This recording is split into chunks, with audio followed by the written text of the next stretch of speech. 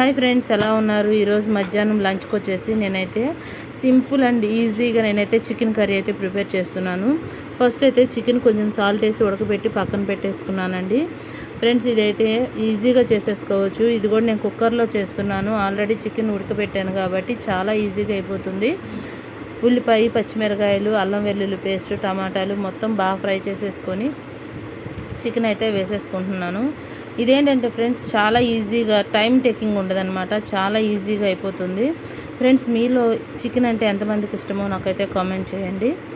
ఓకేనా? ఇదిగో చూసారు కదా, ఆల్మోస్ట్ కర్రీ అయితే అయిపోయి వచ్చిందండి. ఫ్రెండ్స్, మీకు కనుక నా వీడియో నచ్చినట్టయితే ప్లీజ్ లైక్ చేయండి ఫ్రెండ్స్. ఓకేనా? ఎంతమందికి చికెన్ కర్రీ వండటం వచ్చో కూడా నాకైతే కామెంట్ చేయండి. మీకు చికెన్లో వెరైటీస్ కావాలన్నా కానీ నాకు కామెంట్ చేయండి. నేను మీకు ప్రతిదీ పోస్ట్ చేస్తాను. ఓకేనా friends? Please like, share, subscribe.